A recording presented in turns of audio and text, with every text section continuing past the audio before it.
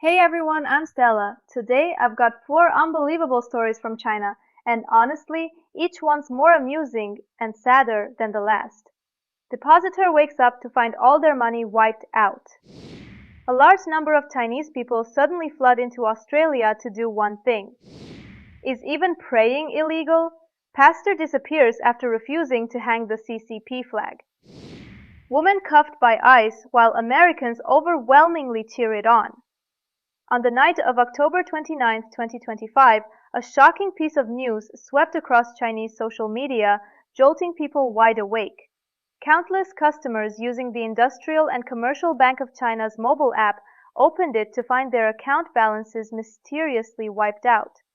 Savings, funds, investments, all gone. Gold holdings dropped, and credit card and loan data simply vanished. This wasn't a hacker attack on a few unlucky users.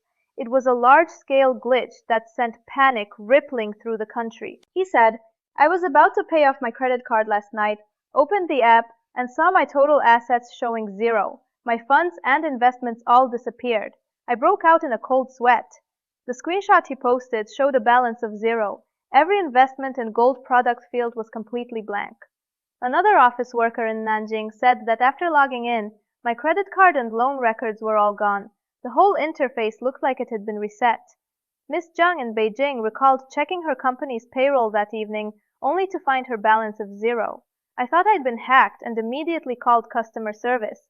But no matter how many times I tried, the line was always busy." She said her heart turned cold. She said, "I was terrified my money was gone, and all I could do was wait." From Shanghai to Guangzhou to Chengdu, screenshots flooded social media showing the same thing.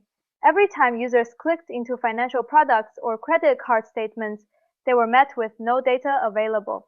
Some people said their gold holdings were down by nearly 10%. Others joked, "Every button I tap just says no data. The whole app looks freshly formatted." That night, hashtags like ICBC assets cleared to zero and "Did the bank collapse?" rocketed to the top of Weibo's trending list. Hotlines were jammed, and long lines formed at bank branches. One person admitted, "I know the money's probably still there, but when you see a big fat zero on the screen, your heart just drops." By the next morning, the bank released an official statement confirming that both its mobile and online banking systems had asset data display errors caused by an occasional system malfunction. They assured customers that actual funds were safe and that the issue was purely a front-end display glitch. Most users' data returned to normal later that afternoon, though some were still posting at midnight saying their apps hadn't recovered. Even though no one actually lost money, the incident dealt a serious blow to public trust in China's financial system. As one of the country's largest commercial banks, ICBC reported 588 million mobile banking users by the end of 2024, with 28.5 billion yuan invested in fintech that year and 36,000 employees in that division. Its disaster recovery system, called the Two Locations, Three Centers framework, was even certified at the highest DCMM Level 5 rating. In theory, it's bulletproof, yet somehow this bulletproof system ended up showing every customer a balance of zero. The bank's official notice mentioned system updates and module upgrades 3 times, but for users, that single night of panic left a real and lasting crack in their trust. Technical analysts suggested the incident likely stems from a mismatch between the front-end interface and back-end data synchronization. When the app was updated, the front-end display module failed to account for extreme scenarios, causing users' assets to appear as zero on the screen, even though they still existed in the back-end system. Additionally, there may be gaps in the bank's automatic error checking system, which failed to trigger an immediate alert. Some also believe that the new module wasn't properly tested for compatibility with the old system, leading to data transmission issues. While banks have focused on core system development in the wave of digital transformation, the last mile of user experience has become a weak link. When the public saw their accounts display 0.00 in the moment of this zero balance incident, for many, that zero wasn't just a number. It symbolized a larger question. Is it really safe to keep money here in the country? Against the backdrop of economic downturn, declining financial trust, and rising asset risks, Many people view this incident as a potential trigger for a new wave of capital outflow. In the current environment, a trend of capital flowing overseas has quietly accelerated, and Australia's real estate market has become one of the most notable destinations. According to real estate regulatory data from the Australian government, Chinese buyers have significantly increased their investment in Australian residential properties from 2024 to 2025. Despite the Australian government's efforts to set high barriers for foreign buyers, such as additional stamp duties, land taxes, non-resident capital gains taxes, and annual fees for vacant properties, Chinese buyers don't seem to be slowing down. According to data from the Australian Treasury's Foreign Investment Review Board, China became the largest source country for residential real estate investments in Australia during the third quarter of 2024. Even though the Australian government will implement a ban on foreign buyers purchasing existing properties starting April 1, 2025, lasting until March 31, 2027, this brief window before the policy takes effect has become a prime opportunity for many Chinese buyers to act. On Sydney's northern shore, a Shanghai entrepreneur spent around 28.9 million Australian dollars on a waterfront townhouse. Real estate agents reported that the buyer completed the transaction entirely through a lawyer, only visiting at the final stage to personally confirm the property via private jet. The house faces the water, with interior decor featuring Italian marble and custom-made furniture and kitchen equipment costing over $1 million Australian dollars. The way the agent described it, he wasn't here to view the property, he was here to view the future. In Melbourne's affluent Toorak area, property sales have surpassed 135 million Australian dollars in the past 6 months, with most buyers coming from China. One family purchased 3 townhouses in one go, aiming to secure their children's education and prepare for future relocation. An agent remarked, "They didn't just buy real estate, they bought a backup plan to an unknown future." In Sydney's Pippin Point, a waterfront mansion in Altona was sold for 52 million Australian dollars to a businessman from Shandong, setting a record for the area's highest sale price. Another deal saw a Hong Kong buyer purchase a waterfront villa with a private dock in the Sydney Sylvania Waters area for over 7 million Australian dollars. These transactions are breaking records in the Australian market, and the media is once again calling it the return of Chinese buyers.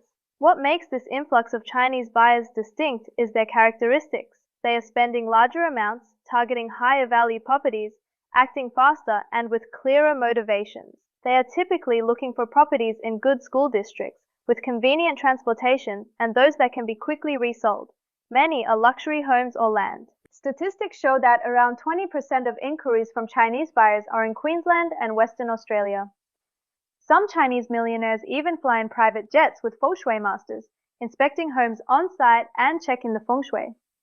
If the house is on a slope or facing the wrong direction, they walk away on the spot. Analysts suggest that this buying spree isn't just about investment, it's a mix of capital relocation, wealth preservation, and lifestyle choices. First, the rising geopolitical risks globally and within China have heightened anxiety among wealthy families. Second, the long-standing pressure on China's domestic real estate market and the risk of currency depreciation make overseas real estate a more reasonable asset allocation choice.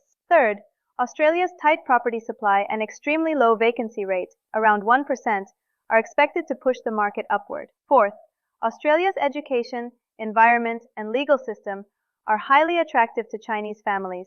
Many parents say they want their children to have a freer childhood in Australia, away from cram schools, where they aren't chasing 65 to 77 hours of study per week. They want their kids to swim, play soccer, make friends, and grow up without the intense competition. Against this backdrop, buying property has become a psychological move. For these buyers, purchasing a home isn't about moving in right away. It's about having a backup plan in case things go wrong. They are setting up a second home in Australia, leaving a path open for their children's future. All of this points to one undeniable truth.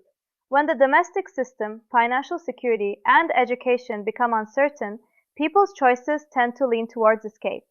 And this escape is increasingly pointing overseas. According to BBC reports, in October 2025, a crackdown targeting the Zion Church was underway. Founded in 2007 by Pastor Jin Ming Ri, also known as Ezra Jin, this underground church began in Beijing, expanded to over 40 cities, and had more than 10,000 followers.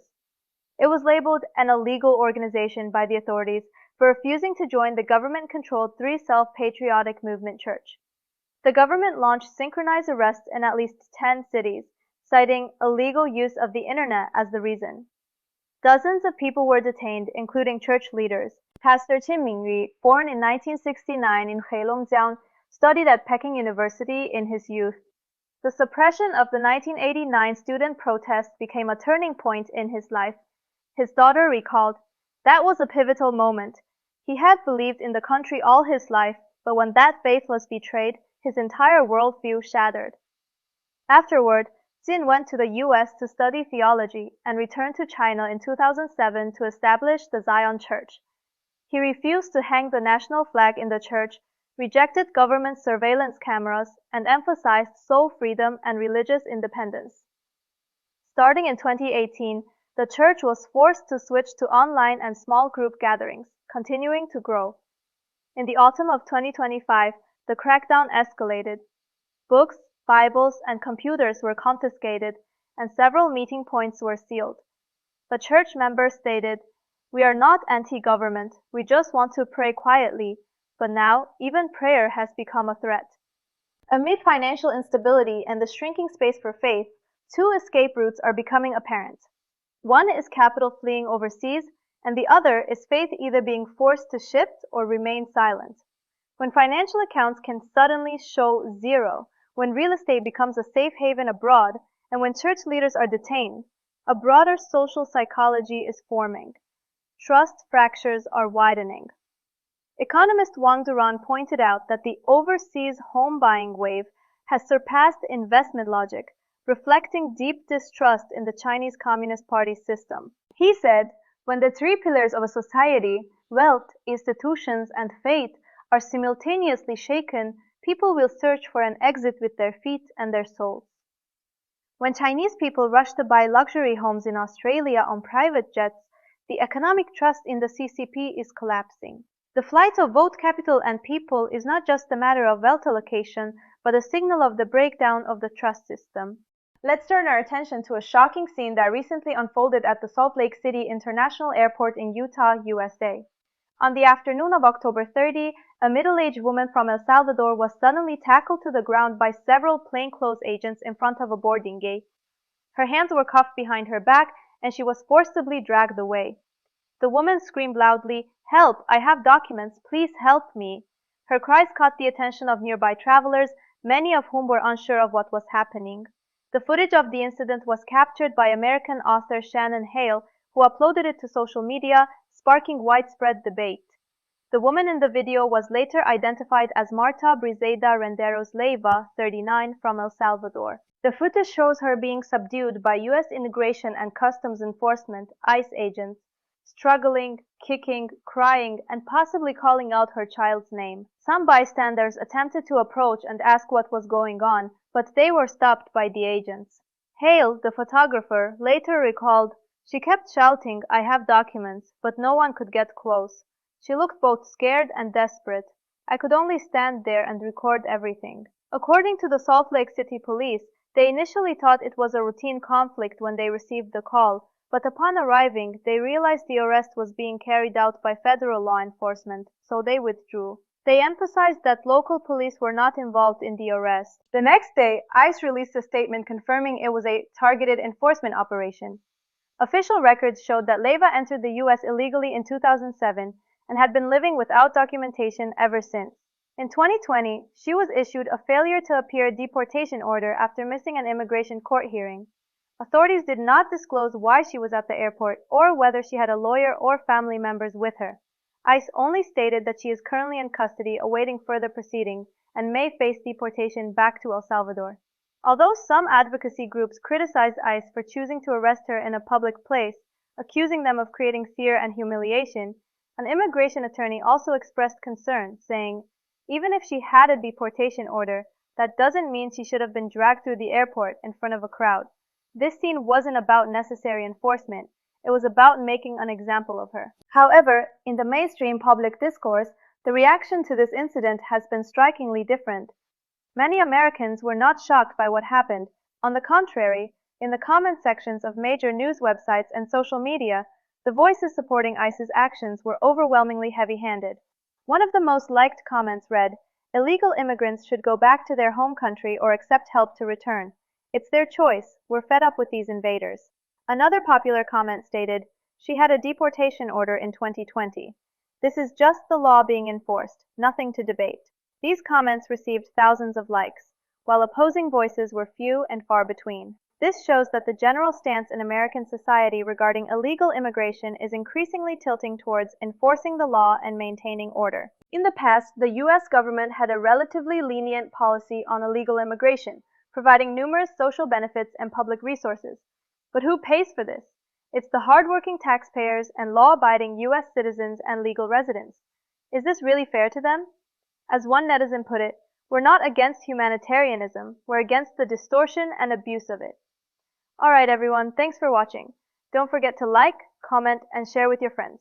See you in the next episode!